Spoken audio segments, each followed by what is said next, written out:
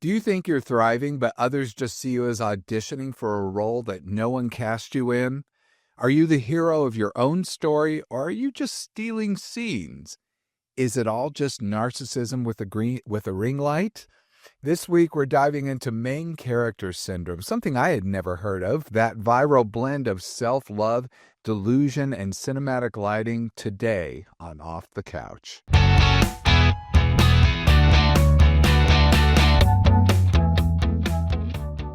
And welcome to Off the Couch with Dr. Greg, because growth doesn't happen lying down. I'm Dr. Greg, psychologist, here with producer Brian Gomez. Happy Tuesday, you guys. And also we have Tony Sweet. Hi, Tony. Hello. So today on Off the Couch, we're talking about why everyone thinks they're the star and why that's a problem. We're going to be talking about something called main character syndrome, something literally I had only heard about, I think, a few days ago, when confidence turns into a crisis. So tell me about main character syndrome, Brian. You know about this? Give me your definition. This is something Brian knew about. I said, Brian, you're going to have to be the expert. Yeah, I feel like a lot of people right now talk about, being a main character, or like, are they supporting act, or are they the main character?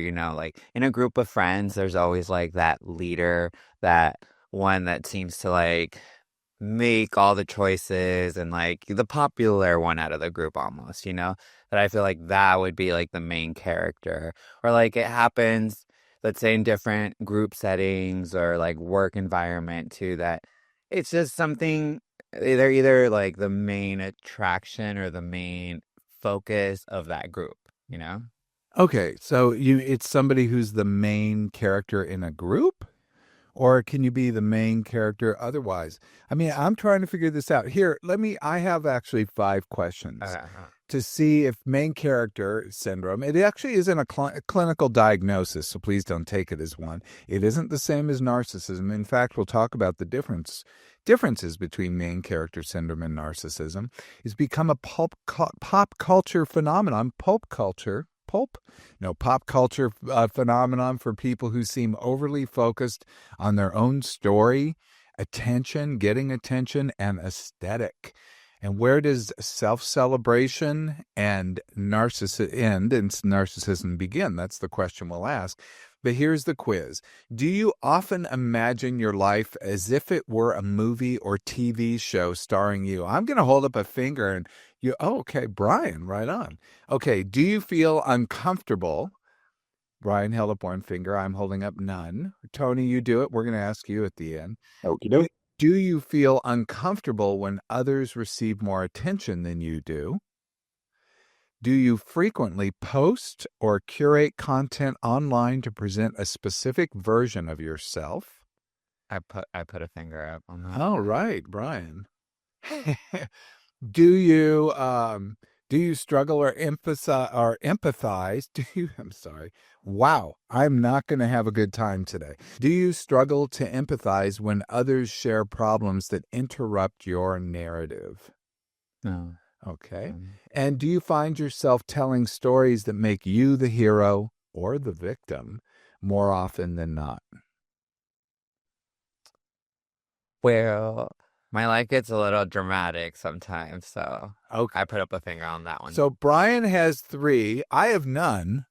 I really don't identify with any of these. Tony, what about you? I only had 1, but yeah, I didn't identify with most of those.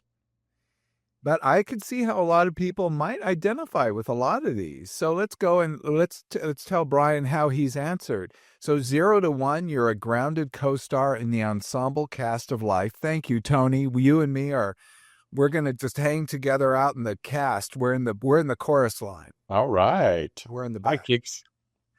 High kicks. Brian, you like to shine. You may need to check your spotlight settings. It's weird because I struggle with that, where I used to always try to not shine. Like I used to always try to hide in the background and not have the spotlight on me. It's funny that he suggested this.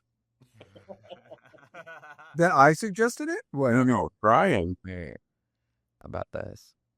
And if you're 4 or 5, your story matters, folks, but so do other people's. And so it's time to start to balance the script and step back a little bit. Allow someone else to have a line or two in your play. So let's talk about this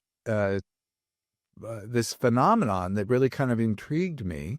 And I think I was intrigued because I read about it and I'm like, I hadn't heard of this. And it's not a new concept. It's been around for about 10 plus years, maybe up to 15, but it's been around a little while and people are talking about it. It became a viral trend on TikTok and Instagram. When did you first hear about it, Brian? Probably like a few years ago, maybe like 3 or 4. I would 3 or 4 years kind of ago. became a popular kind of term. That's when it finally caught heat. There's a psychologist who wrote about narcissism in young people. That's Keith Campbell. And he had a quote that it's not that people are more narcissistic, they're just more visible. He actually wrote a book called The Narcissism Epidemic, Living in the Age of Entitlement. And I have to say, I was intrigued by one of the opening passages of his book because it really nailed how we got here. So how we got here, he actually wrote, American culture's focus on self-admiration has caused a flight from reality to the land of grandiose fantasy. We have phony rich people with interest-only mortgages and piles of debt. We have phony beauty with plastic surgery and cosmetic procedures. We have phony athletes with performance-enhancing drugs. We have phony celebrities via reality TV and YouTube. We have phony genius students with grade inflation. Always a peeve of mine when people say, I had a 4.7 GPA. I mean, what's that? Because nothing went over 4.0, period. Or when they lower the standards on tests throughout the years that you're like, okay, so they're just making it easier. Yeah, that's not good either, right? To try to get everyone to pass the test. We have a phony national economy. When they wrote that it was $11 trillion in government debt, I think now with the new big, beautiful bill, it's going to be 3 times that amount or up to 3 times that amount. I think that's in that range. I'm not an economist. We now have phony feelings of being special among children with parenting and education focused on self-esteem instead of self-worth in a different way, self-esteem instead of self-efficacy, which we've talked about in the past, and phony friends with the social networking explosion. People always say, oh, this is my friend, and they've never met them. They just talk to them online and like their pictures. All this fantasy might feel good, but unfortunately, reality always wins. So he also wrote this book with Jean Twenge, who's also a big social psychologist. So let's talk about main character syndrome. This is what I found it was, Brian. I don't know that this actually, I'm trying to go by, I'm taking academic standards here. I'm trying to look to see what these are. Main character syndrome is a pop culture term. Why can't I say pop? I'm really trying to think about this. My tongue is really tied today. It's a pop culture term, not a clinical diagnosis, that refers to the tendency to view oneself as the central figure in all situations, like life is a movie and you are the star. Well, in a way, don't you think it is kind of like that? Like it's your life and you are like the main person in your life. Or is it somebody else's life you're living? I mean, I'm always in my own head, but I don't feel like I'm in a movie. Or like you're creating the movie, like you're creating your life. I don't believe I'm creating a movie. You don't believe you're creating your life. I think I really differ than the laws of creation, the law of creation, the law of attraction, the law of allowing, the law of creation. I don't know that. I mean, I know I can create manually, like I can do lots. I do a great deal, obviously, but I don't walk through and go, and now who will walk through that door is, No, but if you step back and like look at from when you started school and how that path went and like all the adventures you went through, even like the good and the bad, you were the main person I was the main in person. your life that all this Right. was happening, and you were on the journey. I never thought that. I don't know And why. you can't even look back now and think that. I can think that, yeah. Yeah. I can see that.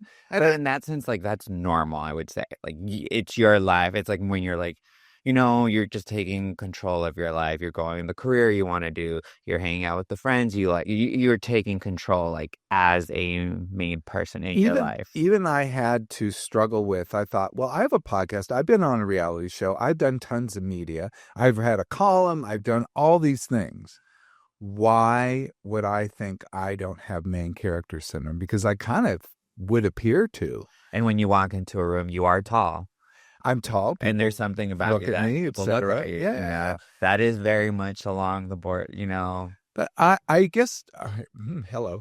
But I guess I don't see it as that I'm creating a movie. Instead, I feel like I'm seeking to connect with others. And that seems to be the point of view I continually come from. And we can talk about that. But I did struggle with this because when I was looking at this, I thought, how do I not identify with this, yet all the objective facts seem to point that way. And I thought, a long time ago, I thought, I don't really care about me. If I got attention for being me, like Kim Kardashian, I would just doesn't compute. But I don't think, she didn't get attention for being Kim Kardashian. Well, she got attention for doing a sex tape and then... Exactly. But it's not about her. It was the action she did. I guess so. She had sex and she had a good body and... Like a murderer, if he murders somebody, it's the act that it's not him. I mean, well, okay, we can talk about this. Yeah, sorry. I always thought I had something to say, like I wanted to contribute. I wanted to improve the lives of others. That was always like at the bottom line of what I wanted to. And that's your main character's goal. Maybe that is my main character goal. So Brian is clocking me here, even though I don't identify. So let's talk about the psychological features. Psychological features, they have a self-centered perspective. They prioritize their own feelings, desires, or storylines over others, which I don't think I do. Well, that's my thing. I feel like you're not wanting to fit the title because there's like a negative perspective on the term main character. I don't see it as negative. I'll talk to you because I struggled with how it was good. Yeah, like the good movies where there's a hero or like somebody saves somebody. Like that is a good thing to be a good main character. So they have a narrative bias, which is interpreting events through the lens of how does this affect me. They have performative behavior. They curate their identity, especially on social media, to fit a role, a vibe, an aesthetic. What? You laugh. Because this is you, isn't it? I did, because for me, I just like to, first of all, I like to take pictures. You know that I photograph almost a bunch of stuff throughout the day, and I like to curate a little story. Even whenever I post, I even like to make sure that they all have the same filter. It kind of makes sense. So like if you look through my story, it's an actual story, not just like, look at me, It's more like, really? Look at the story of like my day. I mean, it's a little look at me. You have to admit. Sometimes it's not even me on there. It's more like just like, flowers or like the scenery or like the things I'm doing throughout the day. It's not even like me as my actual face or body or anything. Yeah, or if you look at my current, like my Ask Dr. Greg Instagram, it's just all clips of me talking on this show. So you would say, oh, Greg, that doesn't offer a whole lot of variety there. And I'd be like, yeah, you're right, because I'm a very lazy person. But you do have guests, so it's not just about you. Oh, they're amazing. Yeah. No, I couldn't do it without guests. Also, I couldn't do it without you. I could not. I don't think the show would be any fun if I was just me talking. I really couldn't. Well, thank you. Or you, Tony. So the other is validation seeking, needing external attention or admiration to feel complete. So. Because I have met people like this that it's just like, oh, you really are in your own little world and you don't care about anybody or anything around you, if it's not dealing with you. I had a friend, we were at a bar, and it got to the point where nobody was like directly talking to this person, that he was like, I want to go home. I'm over it. Like he was like, they're all ugly. And I'm like, what just happened? But yeah, I can see where. I'm over it. And just because we were all talking to like different friends at the bar, just because he wasn't getting direct But how interesting. attention. So let's talk about that friend just for a second. He, number one, yeah, he might have this main character syndrome. He demands to be the center of attention. He doesn't like that other people are getting attention, etc. I think I grew up my whole life with other people getting attention all around me, for a variety of reasons. But that, so I can be there. I could be bored, let's say, if I were in his place, which means I've disconnected with the environment around me. And I'm not trying to like get to know people or talk to people or participate. Maybe it's not in me that night. Maybe I would rather be home watching TV than at a bar. Okay, I get that. I mean, a bar is it's a non-experience. I mean, you're just there to have fun. And if you're not having fun, then so be it, leave. Yeah, sometimes it is just boring. That is it. You know? But if he's demanding in his head, which I'm hearing from that, he has a demand that other people pay attention to him or they're ugly. Yeah. I mean, listen to that phrasing. They're ugly because they're not paying attention. Even if he's not saying that directly, he's certainly implying it. And if somebody's ugly, how are they not worthy of attention as well? I mean, people all have a story. And in fact, I've often found that beauty really truly is only skin deep, and people who are the most interesting are sometimes people that surprise you, the people you don't see it coming, people you don't expect. Yeah. So. And it wouldn't matter if they were all ugly. Like, why would we leave? The bar. We just got there. It was very much like... Oh, it was right in the beginning? Yeah, it wasn't like we were there for long. We were at another bar, then we went to this bar, and we all happened to know friends that were at that bar, or people we knew there, and we all just kind of started talking, and then out of nowhere, it just seemed like he wasn't having direct conversation, so he was like, I'm over this. Everybody's so ugly here, and it's like, oh, wow. Okay. So I decided to just go home. I was like, I don't... You went home? Yeah, because I don't want to be around that. Like, I don't... Like, if you're that type of, like, rude person, like, I'm just like, oh, I just don't want to be around you if you think people are ugly because they're not paying attention to you. There is a concept called projection, which people attribute other people with the qualities that they believe they have because they don't like that quality in themselves. So if he's not physically ugly, he may be less attractive on the inside as well. Yeah. So, okay, so let's talk about, we're going back to main character syndrome. I actually don't think it's out the gate negative concept. I don't identify with it, and yet I do all these things. So I had to grapple with that, which made me, when I went into looking into this concept, I had to look into cultures that were different than the U.S. because I was concerned that I thought, does this concept exist other places? Yes, it does, but it exists differently. And I think that's where I come in. But let's talk about this. At its best, it can be empowering. You reclaim your voice. You build confidence. You own your journey. These are such buzzwords. And at its worst, it can be narcissistic or delusional. These are the ones I like to use. Ignoring others' needs, distorting reality, and falling apart when you're not the center of attention like your friend. Yeah. So, oh, here we go. Oh, here I'm losing my own narrative here with I have notes just for the listening audience. So let's talk about cultural drivers. It comes from TikTok and Instagram. Have you heard it anywhere else?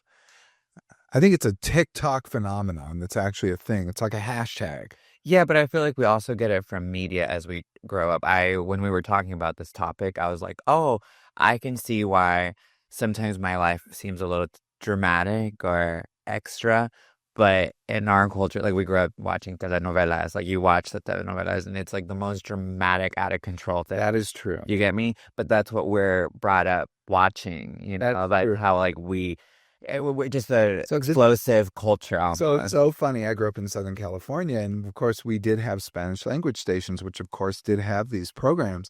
So when I would tune into them and see the telenovelas, we used to laugh like people were so overly dramatic because it was like almost like a joke, like music, so campy almost, or you're like, this can't be real. But for us, that was entertainment, or that is entertainment for us.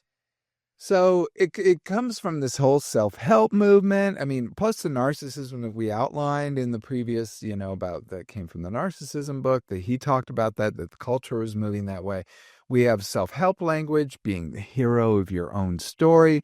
There's a thing in psychology called narrative psychology, which is an offshoot of cognitive psychology, which kind of became its own thing, where people talk about telling your story and then retelling your story the way you want it to be, or recasting the story from the past. Honestly, I think it's a very valuable approach and works for people. It doesn't work from my mind, so I don't use it. Like I don't think that way, Yeah. because I don't think in terms of my story and how I need to recast it. I look at my story as it happened. That's it.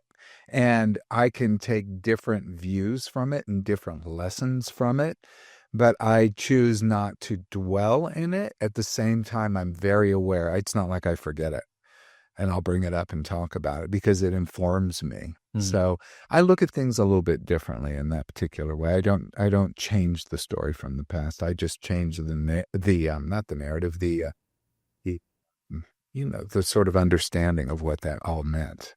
Yeah, and what you can do with it. And what I can do with it. Exactly. I wouldn't be here if it weren't for all the bad stuff as well. Dr. Greg, can I ask you a question? Yeah.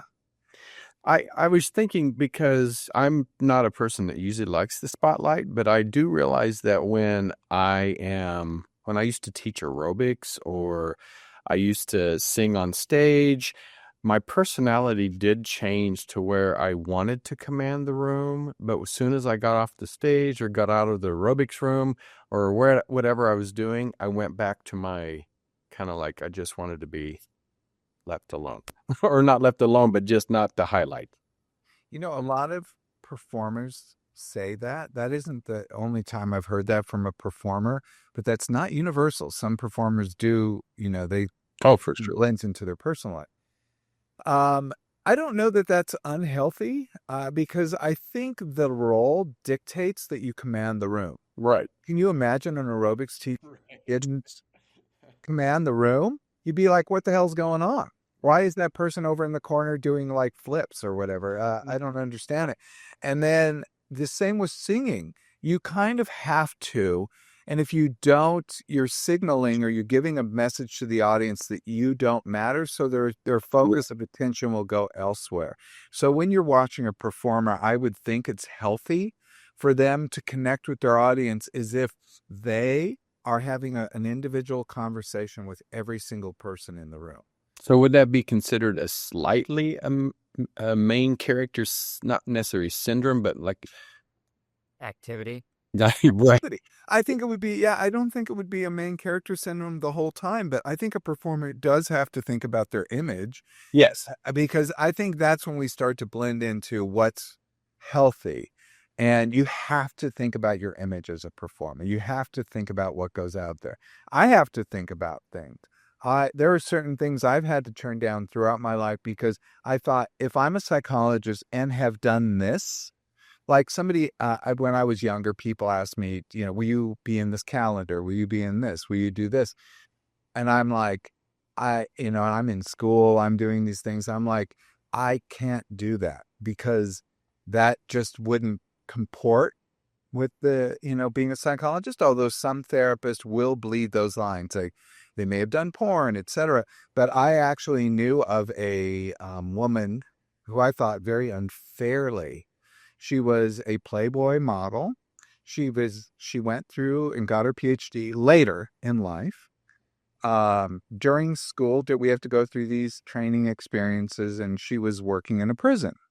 During the prison, she encountered a client who had her centerfold up in his, jail cell.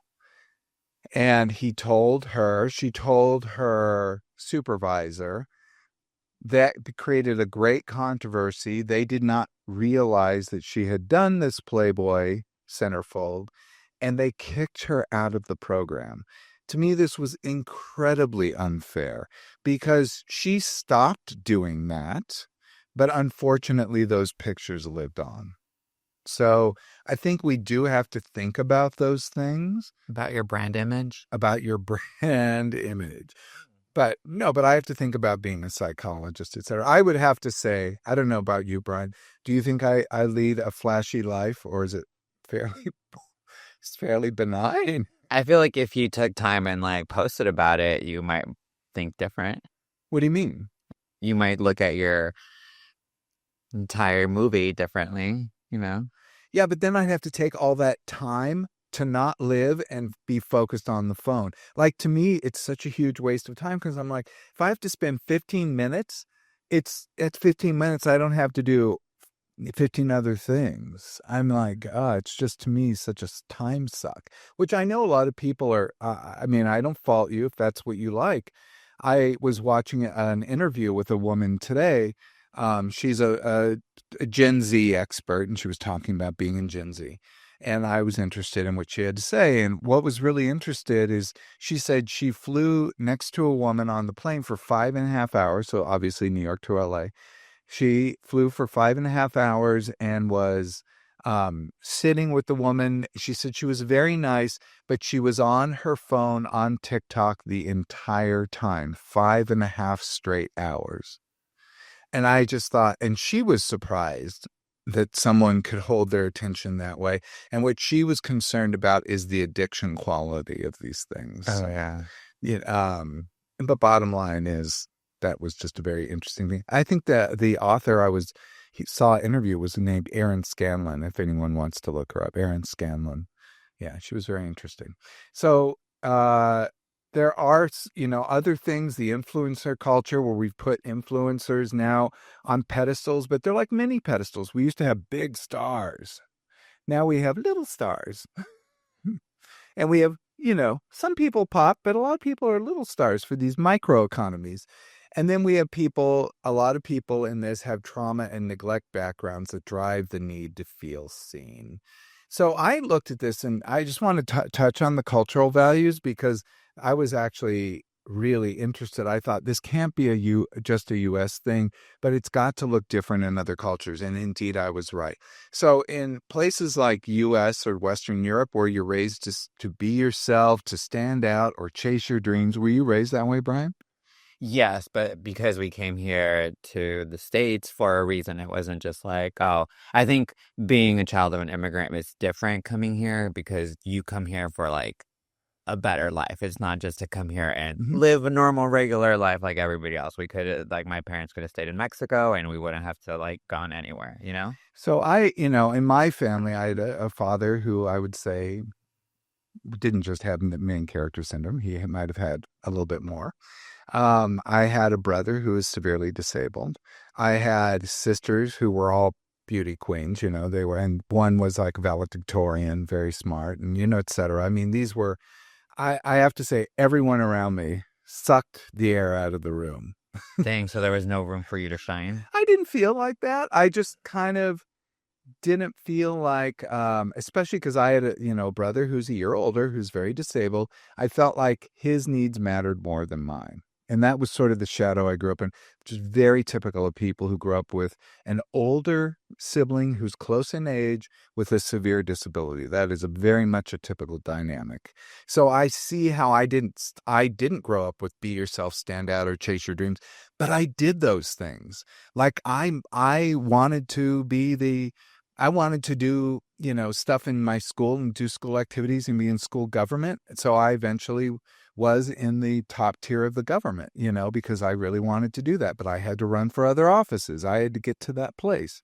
Do you feel like you always wanted to be the main character low-key and never could because of the situation and the dynamic that it was? I liken this to Jan Brady syndrome, that I was stuck kind of in the middle and that, attention went elsewhere. And sometimes I had to don a dark wig. You don't know. Jan Brady was a blonde. She was one of 3 blondes, and she marched dark brown afro wig in one of the episodes because she wanted to be different. She wanted to be a main character. She wanted to be, and everyone laughed at her. But she got the attention. She did, but it wasn't good. But it was still main character of her. And the person who is the co-star of that episode is the woman who did Lucy on Peanuts. Oh. The voice of Lucy on Peanuts. Anyway, fun fact. Okay, so posting selfies, personal wins, and dramatic life updates. By the way, I do not post personal wins. I really, really stay away from that. And I don't post when I travel. I want to post things sometimes. Sometimes I have, but in most of the time I don't. And I'm going to confess, when I've traveled first class, I do not post it, period, because I find it so vile and vulgar that people do stuff like that. And I will admit that. So I check myself a lot. What? You're laughing? No, I'm not laughing. I'm just smiling because I have been a stupid victim of that.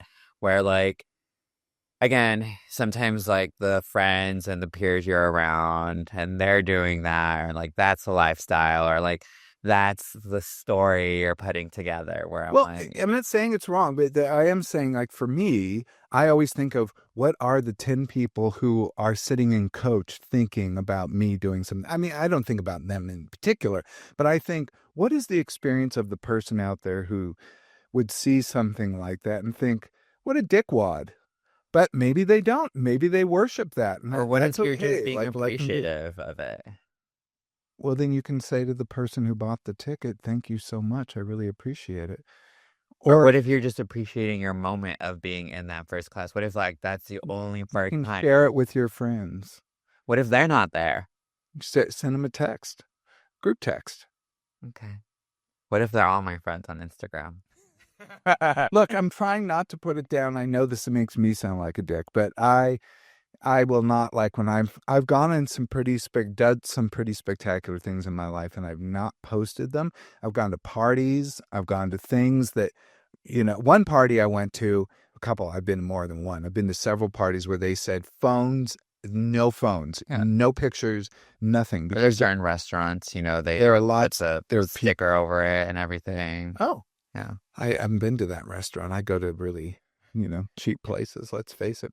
But yeah, I've been to lots of parties where that's been the case, and they are hardcore, and I appreciate that, actually. But do you think it's normal to, like, want to post it? Like you said you wanted to post your trip pictures or something, and you hold yourself back from doing it, like, because you have, like, what is somebody else going to think? Yeah, I have total neurosis about that. And here's what I looked at, because in collectivist cultures like Japan, India, and Korea, which I've often thought, oh, I'd do better if I were Japanese. Like, literally, I think I'd fit in that culture well. Maybe Korea as well, India, who knows? Things are different. The focus is more on fitting in. I don't care as much about fitting in, but I do. Maybe I do. But keeping harmony and putting the group before yourself, those are things that I operate from, even though I put myself forward a lot, because I do always want to do all these things. So I have to say I struggle with this. Being the main character can actually come off as selfish or attention-seeking, which you don't want to do. So the main character syndrome there would be more like trying to do things for the group, which is how I fit. Well, and that's how I always thought growing up I had to be, where it's like, I never wanted to walk into the room and people look at me. I never wanted that spotlight, especially in the military. The military was not the place where you want to shine individually. No. It is very, like, if you shine individually, Teach you, right? it is wrong. Like, you are not an individual there. Don't they get volunteers and then make the person who stood out and volunteered go wash the latrine? I thought that was how they teach you not to volunteer. Well, one time I was trying to be a good person, and it's like death by PowerPoint situations where, like, you're doing a lesson and they're, like, showing PowerPoints and you're trying your hardest not to fall asleep. If you fall asleep, you get in trouble.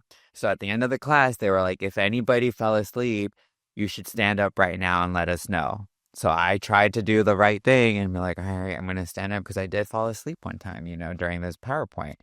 Bam, had to do push-ups while other people lied and just didn't, like, admit to it or anything.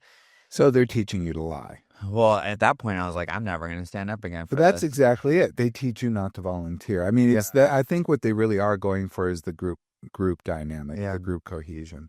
So let's talk about main character. It's an American thing. The U.S., someone posting a main character moment. This is the person walking down the street with their sunglasses on, dramatic music, praised for their confidence. In Japan, it would be seen as disruptive.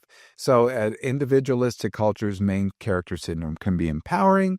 In collectivist cultures, it could be alienating in its Western form. So main character syndrome, I think, comes from more of raising up of groups. Okay. So, okay. So main character syndromes when you act like life's a movie and you're the star, posing, sometimes forgetting other people exist. We see that. People walking down the street and you're like, who are they talking to? It's harmless and even sometimes healing unless it goes too far. Narcissism is how this is often mixed up. Narcissism may be a place you can go with main character syndrome, but it is not necessarily the case. Narcissism is deeper. It's not just wanting attention. It's the need to feel superior. You lack empathy or feelings of others, and you get defensive when you're not the stay on center stage. I'm thinking of your friend at the bar, Brian. Yeah. That sounds just like that, actually. Really? Yeah. Oh, that's unfortunate. They are really they're an energy drain. Yes, and you know how you mentioned how some of this happens from like trauma as a kid? I feel like it's part of that situation. Like when, like, I feel like that person was just not very loved, like kind of shunned out of like the entire family. Yeah, You know? that could be. And that person's way of coping is to demand that people love him or that somehow they're not valuable, so he's taking control of the situation.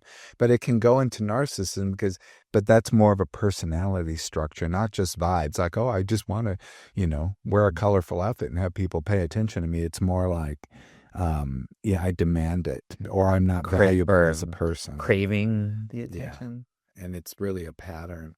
So let's talk about a fun analogy. It's like a main character syndrome, someone who shows up to brunch in sunglasses. I think sunglasses are a theme here, saying lighting is awful. This lighting is awful for my close-up. And they're posting a picture of themselves with their avocado toast with a Lana Del Rey caption. I can do that. Summertime blues, I guess. They want to feel seen. They live in the fantasy. It's dramatic, but mostly harmless. Narcissism is the person who takes your toast, says their meal looks better, and makes the conversation about their latest win, and rolls their eyes when you talk because your story really isn't all that interesting. Oh, that sounds familiar? No, I try to stay away from people like that. They don't just want attention. They need to be the only person who matters. So, movie analogy, main character syndrome, Elle Woods from Legally Blonde. Elle Woods, that was, who's the actress that played that? I know, I forget too. Freaks. Yeah, she's amazing. So Elle Woods, she's stylish, confident, and self-focused with growth and empathy underneath. She really cares about other people. So there wasn't any maliciousness behind her. That's why I'm saying it's not necessarily a bad thing. And I don't think it is a bad thing. Narcissism, Regina George from Mean Girls. Regina George, she's charming, she's manipulative, and always calculating how the spotlight benefits her. Yeah, she was amazing. So how it can be helpful, let's go through these. And this is where I think you misunderstood, because I was thinking it can be helpful in certain ways. It boosts confidence and agency. Like, I matter, my story matters, and I can make my story, taking charge. It encourages self-care and boundaries. So it's like, I don't want to be around toxic people. I'm going to, try to be around people that really I care about. And I have to say, I do stuff like this. I try to position myself around people I care about. And I'm not as discriminating. Like, I will talk to a strange person at a party. I don't care. Yeah. If somebody's nice to me, I'm nice to them. Yeah. And I just, so I'm not that discriminating, but at the same time, if I see them as narcissistic or, mean in any way or talk about other people in a negative way, I'm like, okay, out of here. But if they're like, making jokes and laughing and I don't know. And that's the thing. You can pick up these little red flags from people when, they're mean, they're talking bad about somebody else. Like you can easily be like, all right, this is just not my cup of tea that I want to be around. Also, main character syndrome heals past invisibility or trauma. That's the Jan Brady syndrome. For those who feel ignored or dismissed or erased during childhood, main character energy can be powerful corrective experience. Sounds like your friend needs to dial it down. And you think, I get to take up space. Like, it's okay. And that person like could stand there at the bar and feel good about being there and just watching other people interact and watch the show. I mean, to me, that's entertaining. And Yeah. what also is entertaining is, like talking to my friends or hanging out or even talking to somebody who isn't talking. And I think the problem in gay bars is people will think, oh, he's trying to pick up on me. Like, it's so funny to me that gay men are often not the nicest people because they don't want someone to pick up on them or think, they don't want to be rejected. I don't know what the deal is, where it cracks me up that, I have straight guys, women, no problem. Like chat, chat, chat, all kinds of, fun, but sometimes the gay guys aren't as chatty. And number 4, it creates narrative meaning, and that's that narrative word. Framing your life like a movie or hero's journey helps people process struggles and find purpose. So it's a coping strategy. So, Brian, I tried to get you to watch a movie a long time ago called Ingrid Goes West. Please tell them how far you got in this movie before turning it off.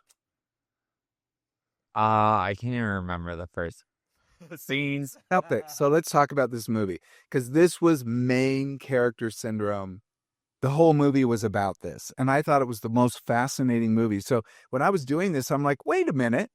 This is Ingrid Goes West. This is that movie. So Ingrid Goes West is a movie from 2017. It starred Aubrey Plaza. You may know her as April from Parks and Recreation. So Aubrey Plaza plays Ingrid. She's a lonely, unstable person, possibly borderline personality, who becomes obsessed with this glamorous Instagram influencer named Taylor, played by Elizabeth Olsen. After moving to LA, Ingrid, Aubrey Plaza, reinvents herself to infiltrate Taylor's life. And she does it by tracking all these events that Taylor goes to, like knows her life through Instagram. And she tries to create a picture-perfect friendship and curated lifestyle. So she presents herself as this other person and then infiltrates this person's life, and then suddenly starts to see that Taylor's life is not what Taylor curated. The Taylor actually is a more full-bodied person and has some dark stuff behind her as well. Then the movie unravels with some dark comedic consequences. It's actually a really good movie, and I do recommend it. But why it's a main character syndrome study, Ingrid lives as if she's in a movie the whole time instead of living authentically.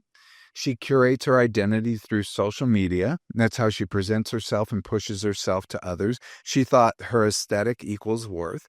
Ingrid sees others as supporting characters in her narrative and falls apart when they don't follow the script, including the one she's after, which is Elizabeth Olsen's character, Taylor.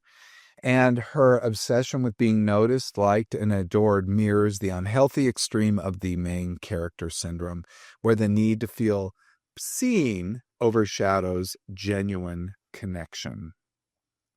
Yeah, I'm glad I've never felt that need to be seen. I mean, like I'm telling you, I used to want to not be seen most of the time. And when you talked about how it empowers you, I'm like, oh, I do see that, where when I stop trying to hide from the spotlight or anything, or just hide from like taking up space, you do navigate the world a bit differently. Like I have to do that sometimes repeatedly if I'm at an event where it's like, oh, it's like a bunch of industry people, and it's like you kind of shrink a little bit around like those big main characters, that then it's like you have to be like, wait, I'm also a main character here too, that then it gives me the confidence and boost to be able to just navigate through it. I have to laugh because I went to a cast party for a TV show, and it was just the two producers and just the cast, just the main cast, just them.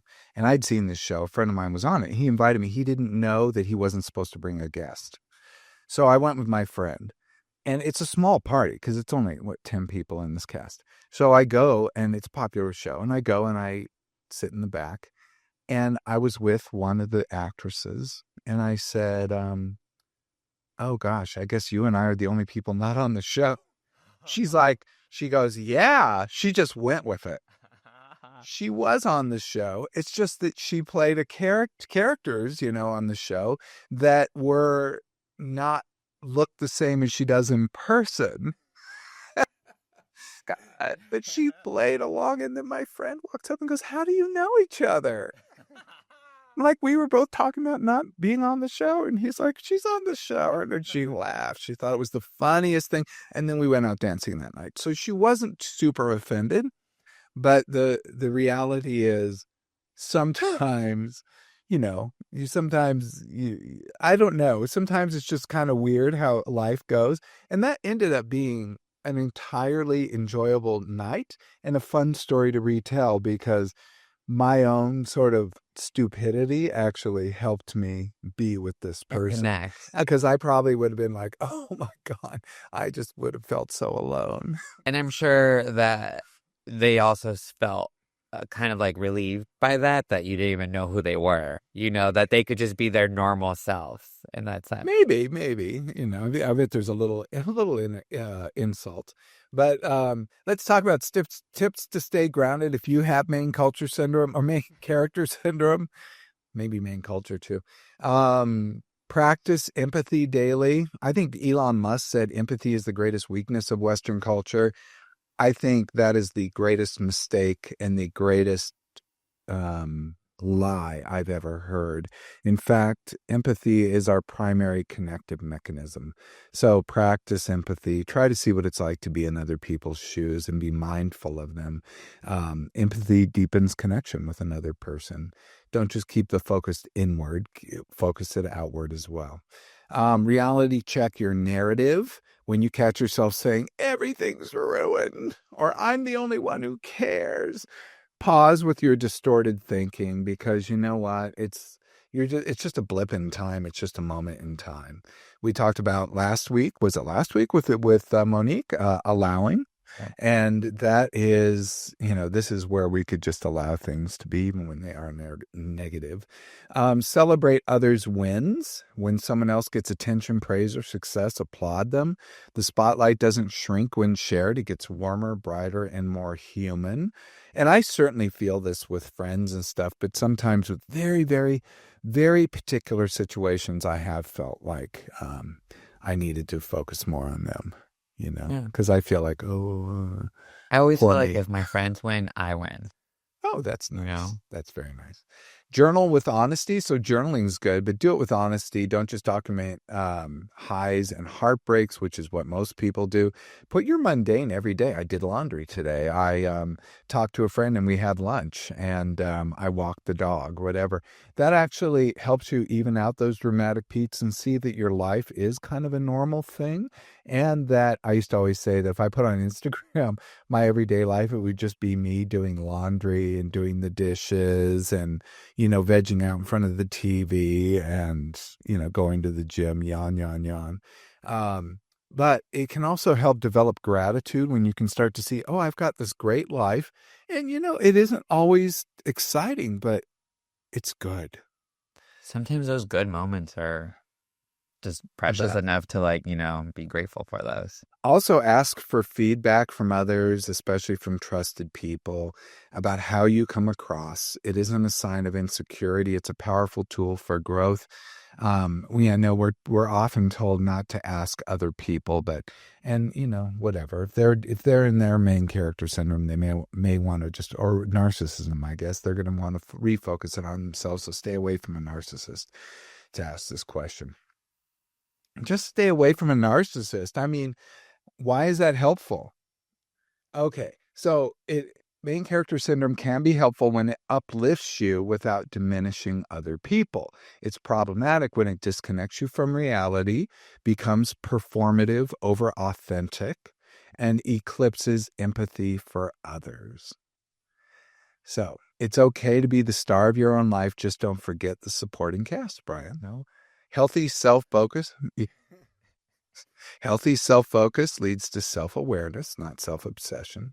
Main character syndrome is a signal, not a diagnosis, so it's something you can look at. I hate it when we say personality traits, because we all have personality traits. When you actually have the diagnosis, it's really a significant pattern of behavior that is harming yourself, your relationships, and your work life as well. So also look at writing your own script, but do so with empathy and growth. And be the star, not the diva. Okay, Brian, let's go with listener questions. Okay, we don't have much time, so we're going to have to go through How this. much time do we have? Like 5 minutes of that. Let's do it. Okay. Hey, Dr. Greg, I've been told I have main character syndrome. By my friends, but honestly, I feel like I'm finally putting myself first. How do I know if I'm just growing or being self-centered?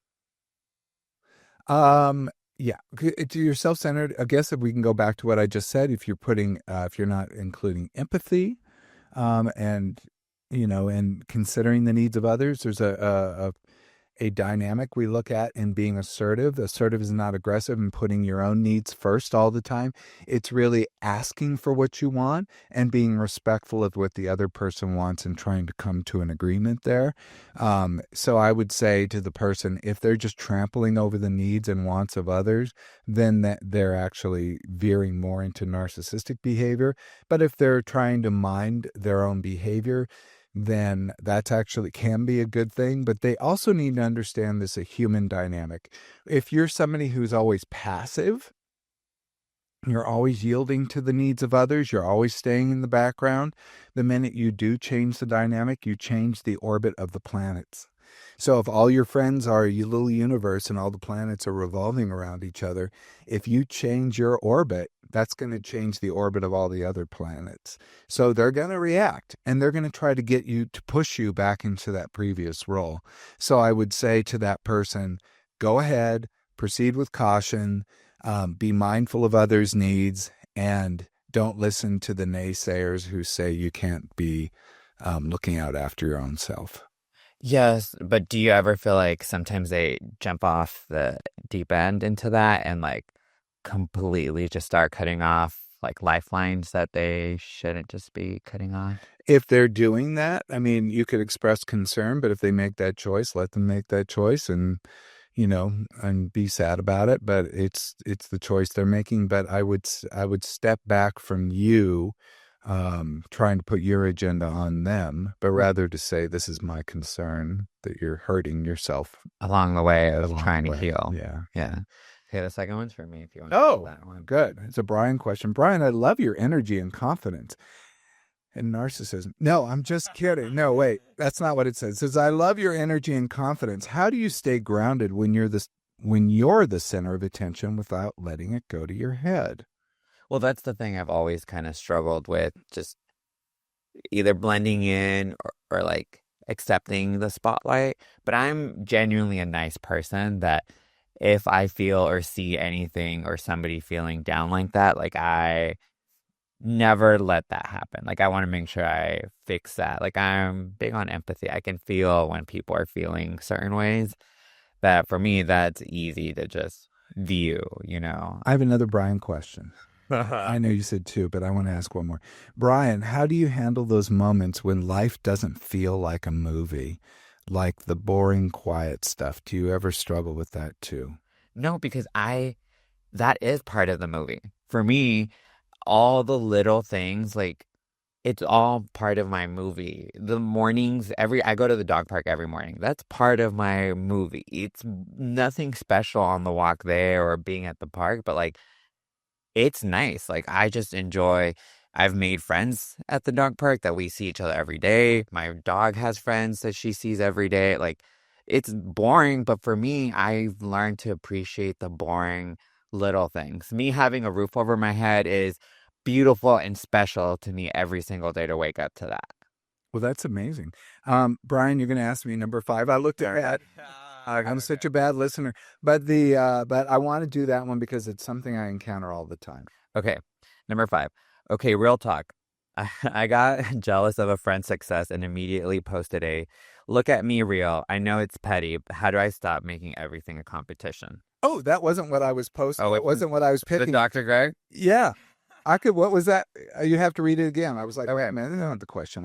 I got jealous of a friend's success and immediately posted a look at me reel. I Yeah. know it's petty. How do I stop making everything a competition? Well, you stop posting the look at me reel, number 1. Okay, so when you have a compulsive behavior like that, it's driven from attention in yourself. And what drives that attention? That tension is an insecurity. So you have this insecurity, you feel this tension when your friend posts, their success. You put a look at me reel. That's your behavior. You feel a little bit better, but what does that lead back around to? Your insecurity. It'll make your insecurity will get worse as a result. The only thing you can do if you want to break that pattern is to do one of 2 things, and ideally you do both of them. 1, don't do the compulsive behavior. Don't do the behavior, which is posting the reel. And it'll hurt because you feel that tension, but bite your tongue, or bite your lip or whatever. Like, keep yourself from doing it. Or sit on your hands, whatever you need to do. And the other is to work on your insecurity. And for that, maybe even go to therapy or start to work on other things, maybe some journaling or something like that. You need to work on that insecurity. Keep it out of your friend's business. And if you really want to help yourself, this would be an interesting thing. Send them a congratulations card. Go to the store, buy a congratulations card, send it, and that's it. Make no other communication about it. The person will be blown away. You sent them an actual card in the mail and will be so indebted to you. And believe it or not, your opinion will change in that direction. I don't want to go into why, but when we start to do behaviors in a different direction, it actually starts to change our thoughts and behaviors. I was going to ask, do you think it would work the same way if they reposted that if their friend posted it on Instagram? Yeah. Put it on their own story It's lazy. and being like, congrats to my friend or something, Yeah, you can do that. Yeah, pretty much. it's lazy. posting. Oh, okay. Well, people don't really write letters anymore. No, I'm saying it's So thank you cards is going to be a big when one. you do that, you're almost okay. This is why I don't like that, because what you're doing is saying, "Hey, give me a like for that person's success." Because the reality is, you're just reposting their success. Yes, that's great, but you have to either redirect them back to that person's profile, Well, yeah. but most people are going to be like, "Oh, okay, that's great." I just would rather have you. If you want to change the behavior, that's the route I would take, is to do Gotcha. something harder. Gotcha. So you're actually going out of your way Yeah. to do it. Okay. It will change the behavior. If you just repost, it's 2 seconds out of your life. Okay. And you're going to get likes. Oh, look at you. You're such a martyr. You reposted your friend. Look what a great soul you are. No one will know that you sent them a card. Damn. Okay. Or flowers. Or flowers, yeah. Except to the people they choose to tell. Yeah. Okay. Do you want to do this one that you want? Okay, do it real quick. real quick. Dr. Greg, is it normal to feel like people don't get your story unless you make it dramatic or aesthetic? I catch myself performing even in therapy. Yeah, and this is I have people who want to perform in therapy, and they'll come in and say, I didn't have anything to discuss today, or nothing dramatic happened this week. And I always say, great, because this is when the work can begin. Because what we're trying to do is cut through the BS, cut through the story. We want to get into what they're thinking, what they're feeling, what's going on for them. And sometimes when they just talk and don't have a grand agenda is when the real work can happen. And I can verify for that, because there would be times where I would go into therapy and be like, honestly, I was trying to figure out what we were going to go through and all the tasks I wanted to discuss and everything, but there was nothing. And honestly, those were the times where things would just come out as I spoke about what I was doing that week. Even if it sounded boring or uninteresting, that's when, like you said, the work would start. So that's it for today. We went well over. Thanks for joining us on Off the Couch. If you saw yourself in any of today's patterns, take a breath. You're not broken. You're just human. Remember, insight's the first step, but action is what moves the needle. So whether it's breaking a pattern, reaching out to someone new, or simply being kinder to yourself, that's the work. And if you enjoyed today's episode, please share it with a friend. And don't forget to rate, review, follow Off the Couch with Dr. Greg on Apple, Spotify, or wherever you listen. You can see studies around narcissism, so a couple of articles on main character syndrome, and a bunch of stuff. If you really want to do a deep dive, go to my YouTube page at youtube.com/Dr. Greg. Also, I have a handout with the quiz. I have the I have the how to score the quiz, and I have the tips on how to handle main character syndrome if that is overcoming you. Until next time, hit us up on socials at Ask Dr. Greg. This is Dr. Greg, Brian, and Tony bidding you farewell. Until next time, be present, be flexible, and be kind.